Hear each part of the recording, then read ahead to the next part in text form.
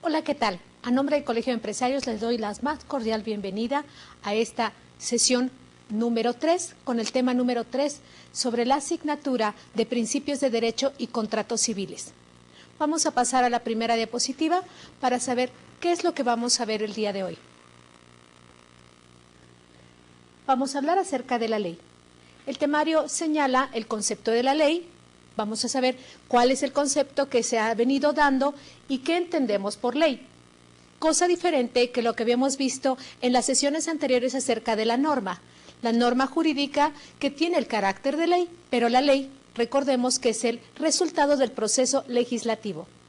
Asimismo, las características que ésta tiene, el proceso legislativo en México, cómo se va a llevar a cabo la creación de una ley, cuáles son sus características, quiénes van a intervenir, qué es el derecho de veto, quiénes lo pueden ejercer, y también el ámbito espacial de validez y el ámbito temporal, en qué lugar y en qué momento va a llevarse a cabo la vigencia de una ley. Vamos a pasar a la siguiente diapositiva y vamos a entender el concepto de ley, pero primeramente vamos a comprender qué se entiende por ley con sus acepciones. Una de ellas dice que es el régimen constitucional o disposición votada por las cámaras y sancionadas por el jefe del Estado. Esto se está refiriendo principalmente al proceso legislativo, a esa serie de pasos que se van a llevar a cabo a través del poder legislativo, es decir, la Cámara de Diputados, la Cámara de Senadores, en caso de ser una ley federal. Y cuando es sancionada por el jefe de Estado, estamos hablando que recae en el poder ejecutivo, ya sea el presidente de la República o los jefes de gobierno o gobernadores. Otra nos señala que es una regla y norma constante e invariable de las cosas, nacida en la primera causa, cualidad y condición. ¿Qué quiere decir esto? Vamos al pizarrón para poder especificar correctamente.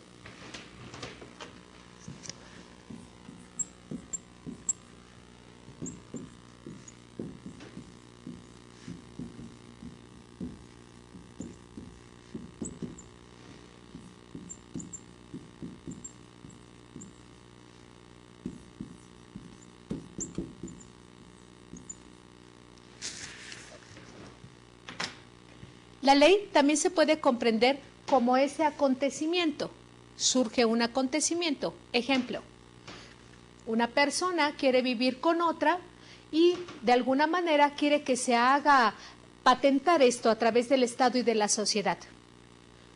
Podría ser una relación de concubinato o podría ser una relación señalada en la ley como el matrimonio. De tal manera que el matrimonio legalmente está constituido. Es una de las instituciones solemnes que tiene nuestro derecho mexicano, pero también es cierto que el concubinato, si bien no se lleva a cabo mediante una ceremonia ni la celebración de un contrato, es un acontecimiento que se da. Yo vivo con otra persona y tenemos una relación de concubinato quizás por más de 5 años. Esta relación es un acontecimiento que se está dando. Al darse este acontecimiento, obviamente no podemos definir qué es un matrimonio. La cualidad. La cualidad nos está diciendo sobre las características específicas de este acontecimiento. Es decir, no es lo mismo la celebración del matrimonio ni un concubinato. Un matrimonio, obviamente, se tiene que llevar a cabo ese contrato. Voy a firmar un contrato con una persona con la cual decido contraer derechos y obligaciones. No solamente con ella, sino también con los hijos que pueda yo procrear. En el concubinato, únicamente mis derechos se ven limitados. No se celebra este contrato.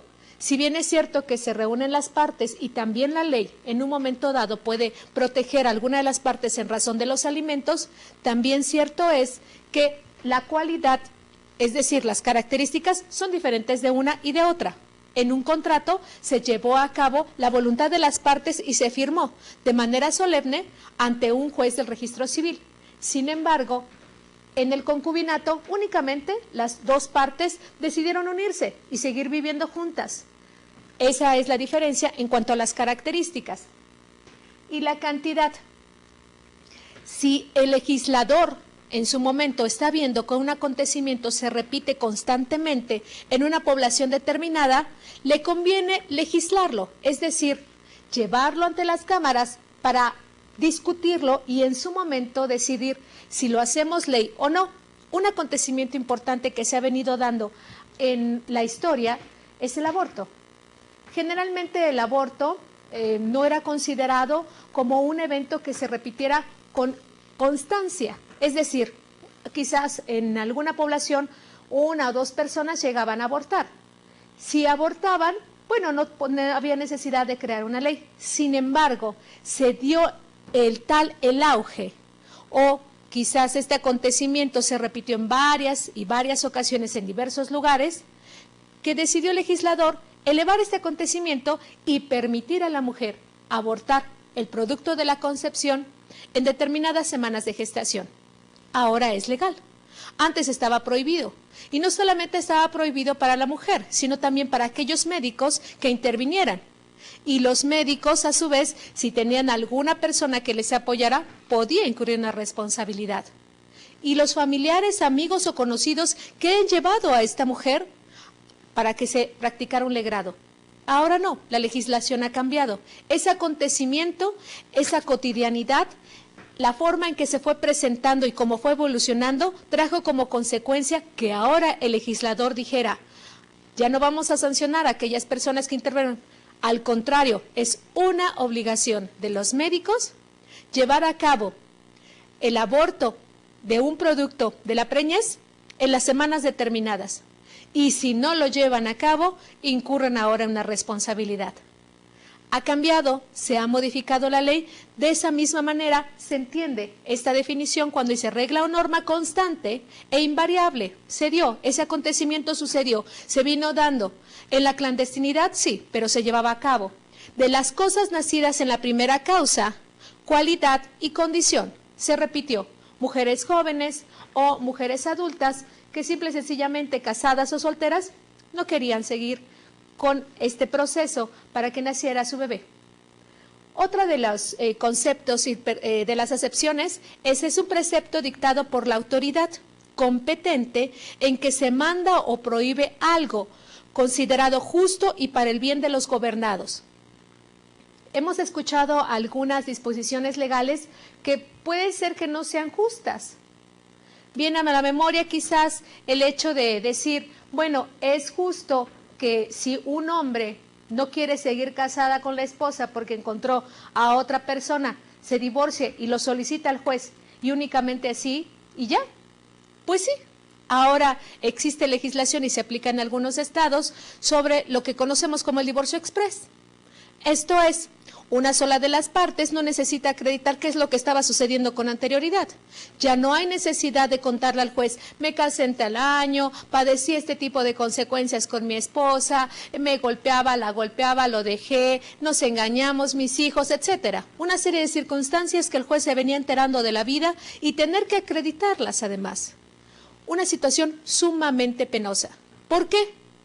Porque tenía que ventilar la vida personal, privada, íntima de la pareja, no solamente con una autoridad, que es el juez, con el secretario de acuerdos, con la persona encargada del archivo, con el mecanógrafo que tomaba en su momento las diligencias y tenerse que enterar quizás de una situación de adulterio o quizás sobre alguna otra circunstancia de violencia que definitivamente ponía muy en mal alguna de las partes. Ahora no es así. Simple y sencillamente, con la única solicitud que se vaya y se diga, yo no quiero seguir casado con esta persona, pues ya, se soluciona el problema. Es decir, se dicta el divorcio y ahora el problema lo tienen las autoridades judiciales por la carga de trabajo que van a tener, porque está la demanda que única y exclusivamente se hizo más grande el procedimiento, pero más grande el procedimiento en cuanto a los incidentes. Después de la resolución, ahora sí, ¿cómo nos vamos a repartir los bienes? Ya divorciados, ahora vamos a dirimirnos sobre los demás acontecimientos. Y esto, obviamente, trae como consecuencia carga de trabajo. Y algunos dirán, ¿es justo? ¿Es justo que solamente este hombre o esta mujer, por el hecho de decir, ya no quiero vivir contigo, me voy a ir a vivir con alguien más y quizás con esta otra persona me case, ¿y es suficiente? Es justo todos esos años en que quizás la esposa se dedicó al hogar, se dedicó al cuidado de los hijos o viceversa. O un esposo que siempre cumplió con sus obligaciones alimentarias, siempre vio y cuidó a la familia y a sus hijos, y ahora la esposa diga simplemente, pues no quiero, encontré a Johnny y con Johnny me voy. Pues sí, es justo, quiere decir que está apegado a lo que establece la ley. La justicia es un concepto el cual es dar a cada quien lo que le corresponda, pero está ligado con la ley. Puede ser que intrínsecamente una ley no sea justa, sin embargo es legal. Y por el simple hecho de ser legal, se tiene que aplicar, porque si no se aplica de esa manera, estamos fuera de la ley. Y al haber fuera de la ley, nosotros estudiamos en la sesión pasada que existe la coercibilidad. A la fuerza, imponemos a lo mejor un castigo, nos viene una sanción por el simple hecho de no cumplirla. Entonces, ¿todas las leyes son justas? Seguramente ustedes conocen qué leyes hay justas y qué leyes son injustas. Una disposición que la mayoría no está de acuerdo es el pagar la tenencia vehicular. ¿Es justa? No es justa, pero es legal. Independientemente de la justicia o no, no se va a dirimir. En este tópico, cuando señala que es algo considerado justo para el bien de los gobernados, ¿qué bien trae a una sociedad que existan un gran número de divorcios? Si entendimos desde la primera sesión que la base del Estado es la familia y que es importante mantenerla unida porque esta familia, al tener comunión con otra familia y al tener esa relación, pues va a surgir una comunidad y esta comunidad puede formar un municipio y es la base del Estado, la familia. Entonces, si hay tantos divorcios, está bien para los gobernados y para una sociedad que sigue existiendo constantemente este número de personas divorciadas y casadas en segundas, terceras nupcias, y estos hijos, ¿qué va a pasar? ¿A qué fin van a llegar? Pues no sería tanto para el fin de los gobernados, pero cada uno de nosotros tenemos que reflexionar al respecto y decir, efectivamente, la ley que se va a llevar a cabo o esa propuesta de ley que yo voy a mandar al Congreso sería algo para el beneficio de los gobernados o el beneficio solamente de una clase política o el beneficio de una clase social o económica. Sí los hay. Ustedes podrán en su momento, al paso del tiempo, ver que efectivamente existen leyes no tan para el bien de los gobernados. Vamos a pasar a la siguiente diapositiva. También se señala que es un estatuto o condición establecida para un acto particular. Es decir, hay una disposición legal si yo quiero conducir un automóvil. Si yo quiero conducirlo, necesito tener una licencia. ¿Por qué? ¿Puedo conducirlo sin licencia? Sí. La mayoría en algún país podrá tener no licencia para poder conducir un vehículo y lo conduce, pero la disposición está establecida. Para los comerciantes es obligatorio todo aquello que se dedique, toda aquella persona que se dedica a actos de comercio, pues que tenga que inscribirse en la cámara respectiva, en la Cámara de Comercio. Pero es a voluntad, de buena fe, lo hago o no lo hago. Hay algunas disposiciones que tendrán una sanción y hay otras disposiciones legales que simplemente enuncian y no existe una sanción, una punición, una obligatoriedad. Otro de los tópicos se señala que es la calidad, peso, medida que tienen los géneros según las leyes. Todo es medible, todo es cuantificable. Todo en algún momento, dependiendo de la naturaleza de la que está conformada, podemos nosotros señalar qué es, cómo es, de qué color es, qué cantidad. Por eso también a eso se le llama una ley. Imaginemos que al inicio de la humanidad, cuando existía agua solamente en algún lugar, un arroyo, un río, pues cómo cuantificaban la cantidad de agua que iban a necesitar. ¿Cuántos metros cúbicos necesitaban para poder lavar la ropa, quizás, o para poder asearse? Ahora, pues, ¿cuántos metros cúbicos destina el gobierno de alguna ciudad o de algún municipio o estado para una persona? ¿Cómo lo cuantificaban en ese momento? Se tiene que ir regulando. Este problema del agua ahora se está regulando, lo que en su momento no fue así. ¿Pero atendió a qué? A un elemento que por su propia naturaleza tenía una característica individual. Esta característica lo hacía diferente a los demás. Todo objeto es diferente a los demás. Por lo tanto, también se le llama ley.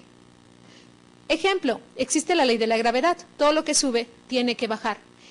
Y Si no fuese así, ¿no sería una ley? Se repite constantemente. Entonces, las primeras leyes fueron aquellas que se dan a conocer por los hechos naturales. Como se repetía constantemente y la cualidad o la calidad era la misma, obviamente está considerada como una ley. Otra disposición nos señala que es un conjunto de leyes o cuerpo del derecho civil. Aquí hace la acepción únicamente para los civitas, en latín, los ciudadanos. Únicamente las leyes se tenían que atender a los ciudadanos. También platicamos anteriormente que los ciudadanos no solamente eran hombres y mujeres, única y exclusivamente los ciudadanos eran los varones que habían nacido libres y que estuvieran completos. Y era el pater familias, el padre de familias era ciudadano. Los menores, si bien considerados eran personas, los varones, no eran considerados ciudadanos. Entonces, aquí esta disposición nos señala que solamente es el conjunto de leyes dirigido a los ciudadanos. Y los que no son ciudadanos, entonces no habrá leyes para ellos. Vamos a ver más adelante que sí existe esta disposición y se aplica de manera general. Otra acepción dispone que es una disposición de derecho. Todo aquello que tenga que ver relacionado con el derecho o una norma jurídica es una ley. No, hemos visto que no es así. Las normas pueden tener el carácter de ley cuando son una norma jurídica, es decir, ha pasado por un proceso ante el Congreso o el Poder Legislativo para que de esa manera tenga como resultado una ley. Pero no solamente es una disposición de derecho, existen otro tipo de leyes. La ley jurídica, sí, es una disposición de derecho y debe de serlo, porque si recordamos que el derecho es el conjunto de normas que va a regular la vida del hombre en sociedad, obviamente esas normas son jurídicas y para darle validez y obligatoriedad tendría que ser forzosamente a través de un órgano que es el Poder Legislativo que le va a dar validez. Y de esta manera, al darle validez, vamos a saber dónde la vamos a aplicar. Y además, obligatoriedad. Vamos a pasar a la siguiente diapositiva. Las características de la ley. Dos elementos tiene, el material y el formal. ¿Qué es el material? La sustancia del acto, a regularse. Por ejemplo, la protección de menores e infantes, la protección al consumidor, la ley para trabajadores, la ley para comerciantes. La materia, la sustancia. ¿Sobre qué va a versar una ley? ¿Qué va a regular esa ley? No, pues que la ley va a regular únicamente los derechos que tienen las mujeres. Ah, bueno, entonces única y exclusivamente versará sobre los derechos de mujeres.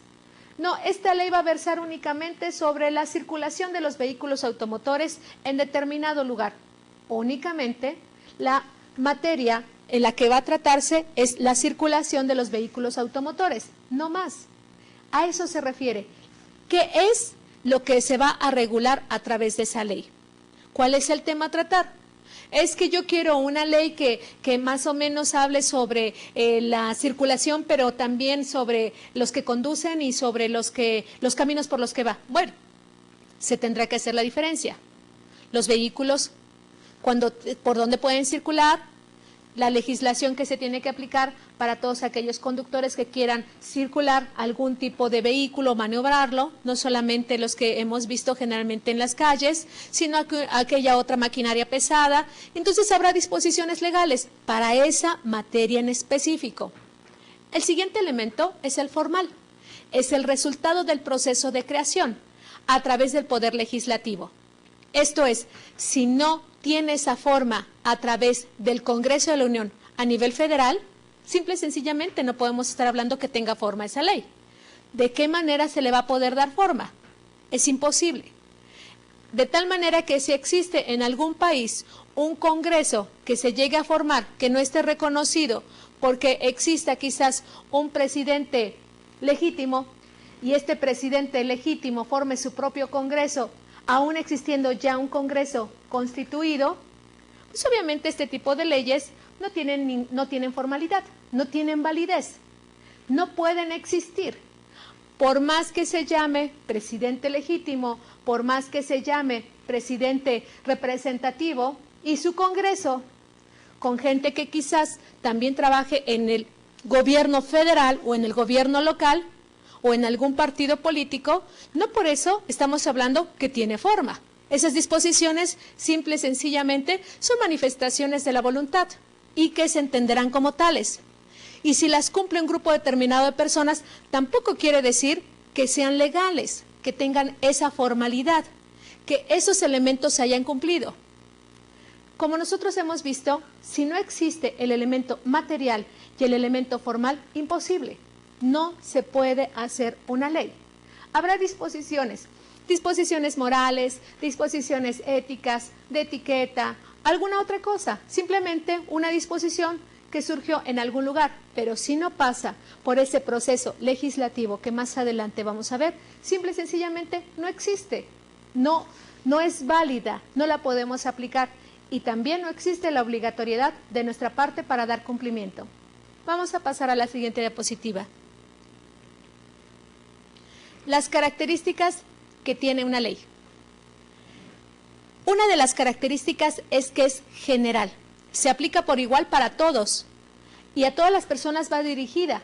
Esto es, una ley no va a eximir de su cumplimiento nada más a Juan o nada más la vamos a aplicar con Belinda, no, o solamente con María o solamente con Elena, no es así.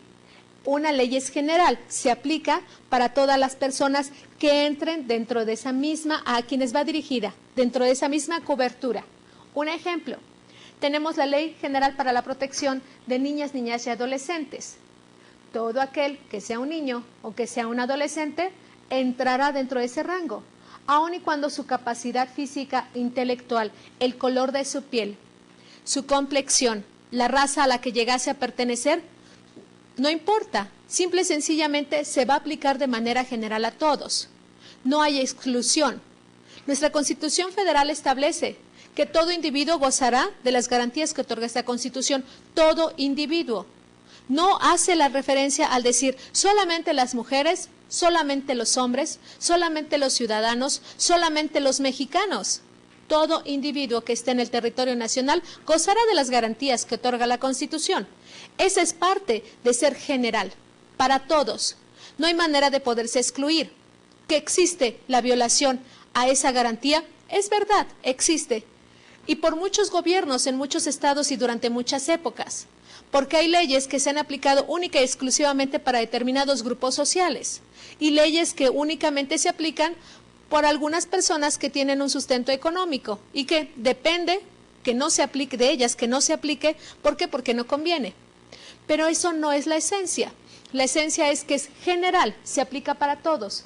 De ahí que cuando nosotros tengamos a bien leer alguna disposición legal, jurídica, pues nosotros vamos a entender que es general. Esa generalidad va dirigida a todas, siempre y cuando esos todos estén dentro de la materia, de la sustancia que se va a dirimir, que se va a tratar dentro de esa misma disposición legal. Otra disposición legal sería el Código Civil. Ahí hay un Código Civil para una entidad federativa. Ejemplo, Código Civil para el Distrito Federal, Código Civil para el Estado de México. Únicamente va a aplicar ese código para los ciudadanos del Distrito Federal y únicamente para los ciudadanos del Estado de México. Código Civil para el Estado de Zacatecas, únicamente para Zacatecas, o para Jalisco, únicamente para los ciudadanos, pero no por el hecho de que estos ciudadanos haya diferencia en cuanto a su raza o economía, religión, creencia, situación política, quiere decir que no se va a aplicar. De ahí que tiene ese beneficio. Es decir, siempre y cuando la sustancia sea esa parte, o sea, sobre el tema a tratar, ciudadanos, un código civil, se aplicará a todos los ciudadanos. Oiga, pero de todas maneras, este me cae mal, ¿lo vamos a aplicar? Sí. Pero es que este es revoltoso, ya ve que dice que es, tiene tal cargo. También se va a aplicar. ¿Por qué? Porque es una de las características de la ley. Vamos a pasar a la siguiente diapositiva. Abstracta, creada para aplicarse en un indeterminado número de situaciones y para todos aquellos que se encuentran en los supuestos establecidos por la disposición. Más abajo podemos ver dos corazones y dos parejas, los Suárez y los Juárez. Los Suárez se quieren divorciar y quizás los Suárez tengan 2 hijos, una casa, tengan a una suegra que vive en la casa de ellos y tengan quizás algún primo por ahí al que estén manteniendo. Bueno, pero ellos se quieren divorciar, los Suárez. Y los Juárez única y exclusivamente se pelearon una noche y dijeron, yo me quiero divorciar. Son 2 situaciones diferentes. Quizás como está viviendo los Suárez es diferente a como están viviendo los Juárez. En ese orden de ideas, si los Suárez y los Juárez se quieren en su momento divorciar, existe la disposición. Es abstracta. No dice, la disposición legal únicamente se va a aplicar a aquellos que se apelliden Suárez o a aquellos que se apelliden Juárez. No. Simple y sencillamente pone una disposición.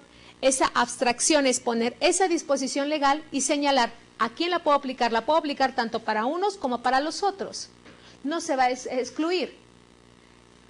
Este tópico es sumamente importante sobre la abstracción, porque a veces nosotros pensamos que, bueno, es que esta ley únicamente la van a aplicar para aquellos hombres que sean desolados, para aquellos hombres engañados, para aquellos hombres o mujeres que sean víctimas. No, simple y sencillamente para todos, no importa la circunstancia. Pero es que yo tengo mi suegra que se meta en esta relación, no importa, de todas maneras el divorcio se aplica. Pero es que yo no tengo suegra, no importa, de todas maneras se aplica. ¿Cuál es el fin? ¿Se quieren divorciar? Adelante. La disposición está puesta para que en tu caso y en el caso del otro se pueda aplicar. Vamos a la siguiente diapositiva. Impersonal, creada para aplicarse a un sinnúmero de personas y no a alguien específico. No solamente va dirigido a una persona física o una persona moral, ya sea pública, política o social. No va dirigido exclusivamente para todas las personas, sin importar las características que pudiese tener. Parecería que en su momento estas características son muy similares, es decir, abstracción e impersonal. No, simple y sencillamente la abstracción es que ya está esa disposición, divorcio, cualquier individuo que se haya casado se puede divorciar. E impersonal no dice, solamente las personas físicas que contrajeron matrimonio en el año de 1964 y en el Distrito Federal, en la delegación Milpalta, podrán hacerlo. No lo señala. Esto estaríamos hablando que habría ese aspecto contrario sensu, que sería personal, única y exclusivamente a aquellas personas va dirigida. De tal manera que si no es impersonal, no es así, o sea, no estamos hablando de una ley. Si alguien por ahí, en algún lugar del mundo, establece que esa ley la va a hacer saber a su Congreso porque es el presidente legítimo de la nación, pues simplemente no es así. Lo seguirán quienes quieran hacerlo de propia voluntad. Y eso porque quizás simpaticen, pero de ahí a que vaya dirigido a exclusivamente la nación mexicana por esta persona, no, es impersonal, afortunadamente. En la siguiente diapositiva se señala sobre la obligatoriedad y se ha puesto pues un símbolo, la Secretaría de Hacienda. Hacienda, pues le tenemos que pagar impuestos, es obligatorio hacerlo, nos guste o no, y está bien. Y ustedes dirán, bueno, está bien quizás por usted porque a lo mejor no los paga o sí los paga o paga menos que yo, pero es una forma de que también el Estado produzca en su momento bienes y servicios. Pero no solamente la obligatoriedad implica un ejemplo para la Secretaría de Hacienda. Yo la voy a cumplir en contra de mi voluntad. Sí, la tengo que cumplir porque no se puede eximir esa ley. Si hay un ilícito que se está cometiendo en contra de una persona, pues se tiene que cumplir esa ley aún en contra de que no quiera. Si se cometió algún fraude, pues se tiene que hacer cumplir la ley. Si se cometió algún delito de privación ilegal de la libertad, pues se tiene que hacer cumplir la ley aún y cuando no quiera. Quizás una persona no quiera ir a prisión por un delito que cometió. Desafortunadamente o afortunadamente se tiene que hacer cumplir la ley, en su caso. Quizás otra persona no quiera divorciarse o no quiera dar pensión alimenticia para la esposa o para el esposo o para los hijos, se tiene que hacer. Surgen obligaciones o quizás en un contrato en este contrato digan, yo no quiero dar cumplimiento con mi socio además fue desleal conmigo, mi socio ya no tiene las mismas características que en su momento me hizo saber cuando vino a presentarse y quería quizás apoyarme en la creación de mi empresa. Ya no, pues se tiene que obligar, aún en contra de mi voluntad. Pero ya no me llevo bien, no importa, es obligatorio, se tiene que dar cumplimiento. Y si vamos ante un juez, la sentencia se tiene que dar por cumplida. No solamente existe entre los ciudadanos esa parte de que no quiere o no quiere cumplir la ley. También existen autoridades que la ley, pues, la olvidan o pretenden olvidarla o simple y sencillamente no quieren cumplirla. Porque un ejemplo sería, existe una autoridad responsable en un juicio de amparo y yo me estoy quejando porque está violando esta autoridad mis derechos constitucionales. Y existe una sentencia en la que le obligan que dé cumplimiento a esa parte. Y la autoridad dice, pues no doy cumplimiento. Oiga, pero yo tengo aquí mi sentencia de amparo donde usted tiene que dejar de hacer esto, que está violando mis derechos constitucionales. No lo hacen. Hasta que se inicia un incidente en ejecución de sentencia, ¡ay! Y cuando van a destituir quizás a su superior jerárquico, que puede ser un secretario de Estado, en ese momento dicen, no, pues sí voy a dar cumplimiento. Claro que sí vas a cumplir en contra de tu voluntad. Entonces, no únicamente es para los ciudadanos. Vamos a la siguiente diapositiva.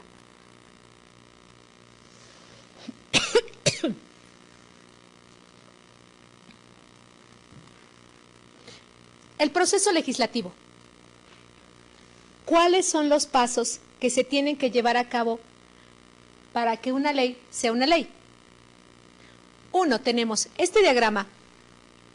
Fue tomado, viene en las citas al final de la presentación, fue tomado de un blog de un diputado. Entonces explica de manera práctica y de manera muy fácil cuáles son las etapas. Este es un proceso legislativo a nivel estatal. Vamos a verlo. Empezando de izquierda a derecha, dice, se presenta un problema o una necesidad en la comunidad o dentro del aparato gubernamental. ¿Cuál sería la necesidad? Bueno, no hay agua. En alguna población del país ya no hay agua. ¿Cómo vamos a hacer para que exista agua? Ese es el problema que puede existir. Siguiente. Se genera la presentación de una iniciativa de ley o de reforma. Vamos a hacer una disposición en la cual se señale que para el uso adecuado y racional del agua se tendrá que delimitar o se tendrá que racionalizar determinados días de la semana o únicamente por secciones. Quizás el norte unos días, el sur los fines de semana, el oriente entre semana y así sucesivamente o en determinados horarios. El tercero, pueden presentar los ciudadanos, los gobiernos del Estado, los ayuntamientos, y vuelve a repetir aquí los ciudadanos. Bueno, ¿cómo puedo hacer para llevar a cabo una iniciativa de ley? El acontecimiento está en X lugar. Ejemplo, otro ejemplo aparte del agua, el ambulantaje. En una parte específica de una ciudad existe ambulantaje. Este ambulantaje no se quiere mover porque tiene intereses independientemente muy ajenos a lo que establece la ley. Entonces, pero quiero que se regule. ¿Cómo lo hago saber? A través de mis representantes ciudadanos. Sí, mi representante de colonia. Entonces, o de municipio, voy, oiga, ¿sabe qué? Pues necesitamos que se regule esta situación del ambulantaje. ¿Cómo? Queremos un espacio, queremos contribuir al pago de los impuestos respectivos, queremos estar dentro de la ley y no fuera de la ley. Bueno, entonces se hace esta propuesta. En el siguiente recuadro. Se presenta ante la oficialía de partes del Congreso, solo los diputados locales la pueden presentar, adicionalmente ante el Pleno del Congreso la Diputación Permanente. Esto es, la presentamos ya al aparato legislativo. Y una vez que se haga esto, el siguiente recuadro dice, la directiva del Congreso la va a turnar a la comisión respectiva para su análisis y dictamen. Hay una comisión, o sea, quiénes son los encargados dentro del mismo aparato legislativo que se van a encargar para dilucidar sobre esta disposición legal. Abajo, se inicia el procedimiento de análisis dentro de la comisión. En ocasiones se realizan consultas a la ciudadanía, generalmente cuando se están creando nuevas leyes o la existente va a reformarse ampliamente. Esto es sumamente importante. ¿Por qué? Cuando se empieza a analizar una disposición jurídica, una iniciativa de ley, las personas a las que va dirigida tienen que hacer saber cuál es su opinión. Afortunadamente ahora existen este medio, el medio electrónico, internet, por medio del cual se puede dar a conocer mi opinión sobre esa disposición legal o no. Pero anteriormente, ¿cómo se hacía? Bueno, se acudía a universidades, a mercados públicos, a escuelas, a plazas, para decir que se va a llevar a cabo una iniciativa de ley y van a señalar cuáles son los puntos. Y algunos partidos políticos señalaban cuáles eran los puntos con los que estaban de acuerdo y cuáles eran los puntos con los que estaban en desacuerdo. Y querían saber la opinión también de los ciudadanos, porque al fin y al cabo se tiene que aplicar. Y aquí existe un grave problema. Muchas veces nosotros pensamos que por el hecho de no dar nuestro punto de vista, no se va a tomar en cuenta. ¿Para qué? ¿Para qué les digo que esta ley no funciona si al fin y al cabo la van a hacer? ¿Para qué les digo que esta ley no va a beneficiar y que solamente estamos perdiendo tiempo, dinero, esfuerzo y además estamos pagando a gente que no? ¿Para qué de todas maneras no va a funcionar? Es importante esa participación ciudadana, es importante dar a conocer cuáles son los puntos de vista que nosotros tenemos. Cuando menos, si bien es cierto que somos un individuo con el resto de la población de un país, también es cierto que existen muchos individuos que pueden pensar como nosotros. O tal vez existan otros que no puedan pensar igual, pero en algunos puntos podemos concordar. Es importante dar a conocer nuestra opinión. Esta ley sí funciona por esto. Esta ley no funciona por esta circunstancia. Esta ley es una pérdida de tiempo. Hay que hacerlo. Cuando se vino la reforma penal, hubo una serie de debates. Cuando se vino la reforma sobre la seguridad social, la ley del ISSSTE, también hubo una serie de debates. Y también acerca de la transformación de Pemex, también se vino una serie de debates. De hecho, en algunas ciudades se instalaban stands y en ese momento se proyectaban la imagen de lo que estaba sucediendo en una reunión. ¿Cuáles pensadores fueron invitados? ¿Qué opinaban? ¿Qué decían? Y de todas las carreras. Los mercadólogos es muy importante que tomen atención sobre este particular. ¿Por qué? Porque necesitamos saber cuál es el sentir, qué es lo que está sucediendo alrededor. Tenemos que tener un sentido crítico, tenemos que ir más allá. No solamente es para cuestión de abogados, no solamente es para cuestión que se dedique a gente en la política, no. Esto es importante para todos. Todo aquel que viva en un territorio al cual se le denomine país, tiene la obligación de participar. ¿Por qué? Porque vas a dar a conocer el punto de vista, no solamente el de uno, también el de nuestra familia o de nuestra comunidad. Sí es importante participar. Si en algún momento tenemos la oportunidad de volver a participar, hay que hacerlo y activamente. No esperar a que alguien más vaya y diga, pues sí, esta ley, pues no la entendí. La verdad es que como yo no la entendí, pues no supe y yo mejor, ¿para qué? No, tenemos que hacer esto, participar. El siguiente recuadro señala, se recopilan las propuestas de los diputados y ciudadanía para formar un anteproyecto de ley, el cual se discute y analiza dentro de la comisión respectiva hasta formar un documento que tenga el consenso o, en su caso, el apoyo de la mayoría. Se redacta y se pone más o menos lo que podría quedar como esa disposición legal. Yo recuerdo que cuando se hizo la reforma penal, pues había un consenso importante y querían saber los puntos de vista sobre la oralidad ahora de los juicios. Este punto es innovador, sí, pero era necesario y es muy necesario.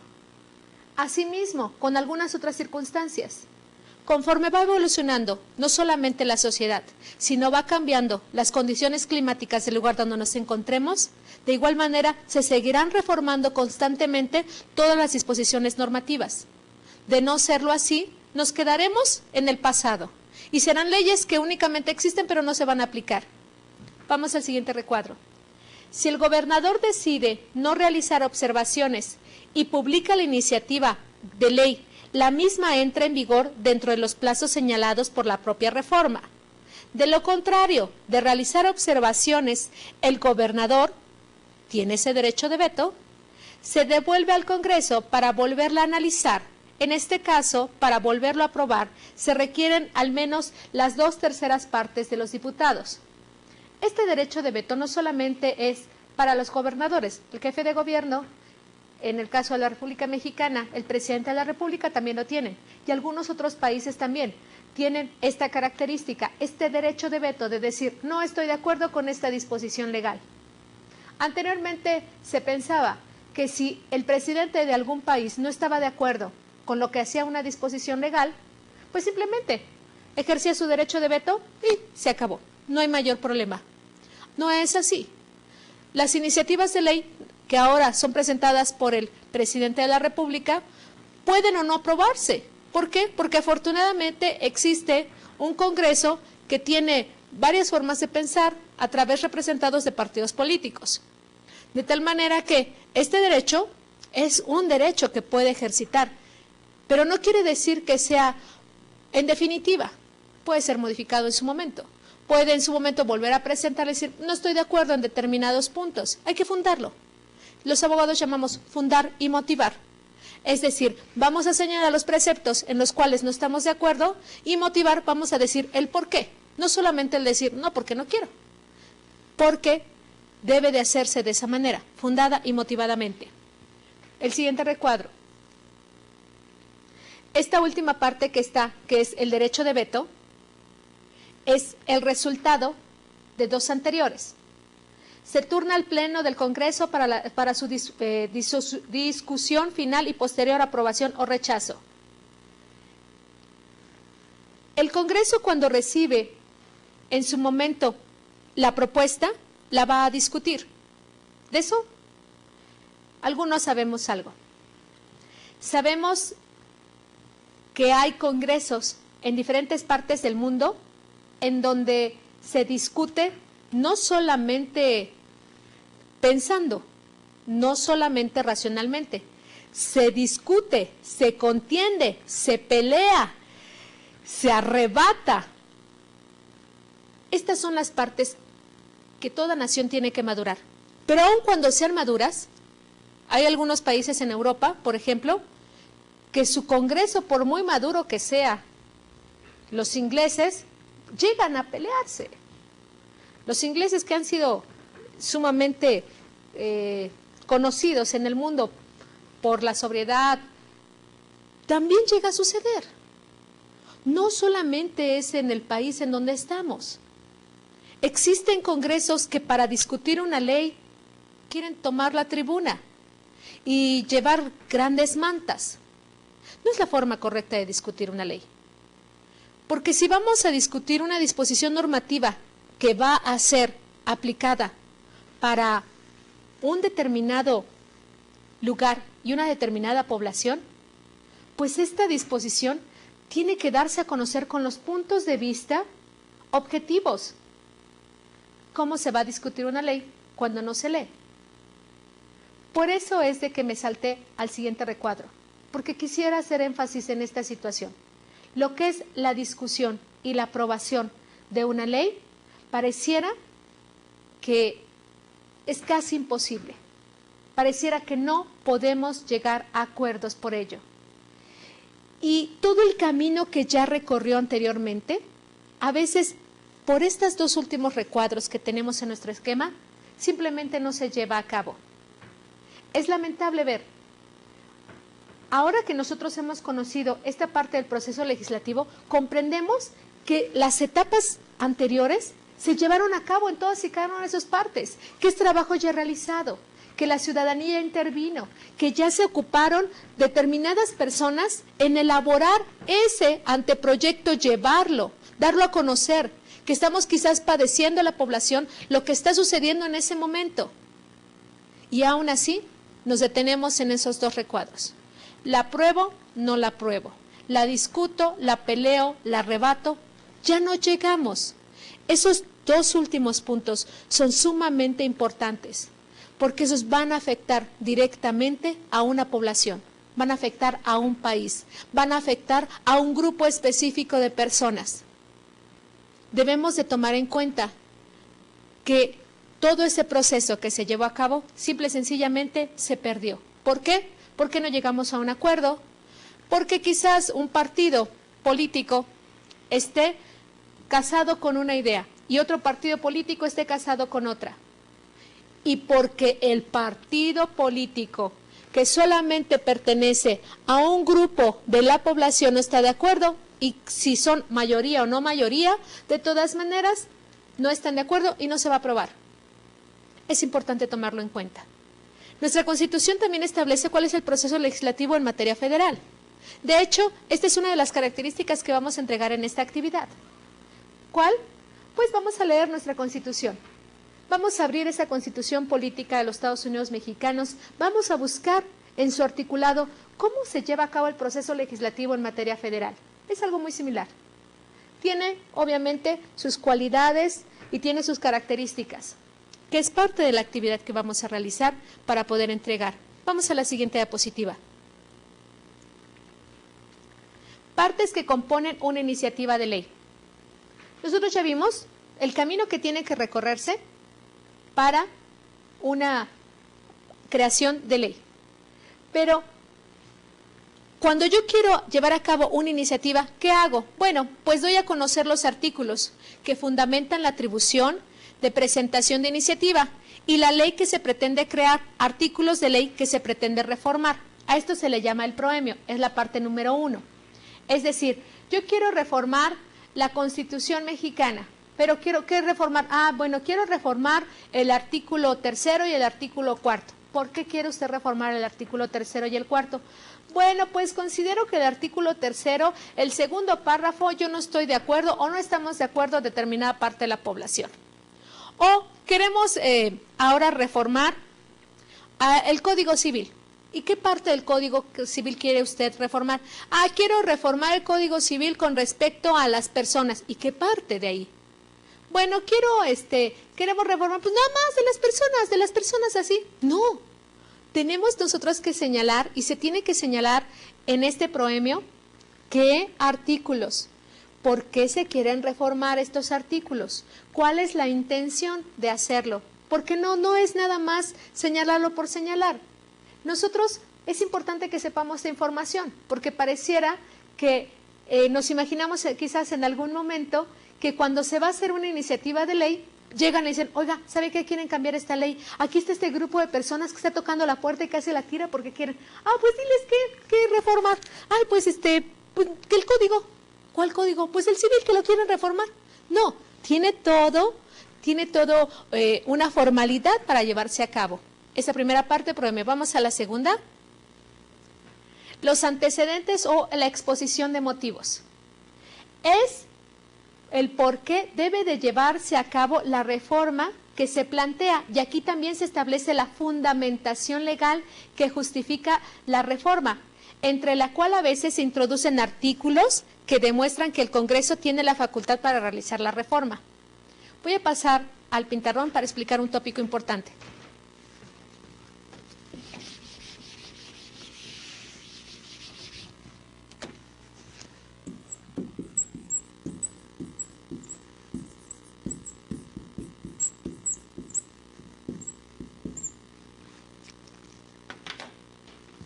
Fundar quiere decir que se tiene que establecer los preceptos legales, los artículos, el número de los artículos y el nombre de la ley. Ejemplo.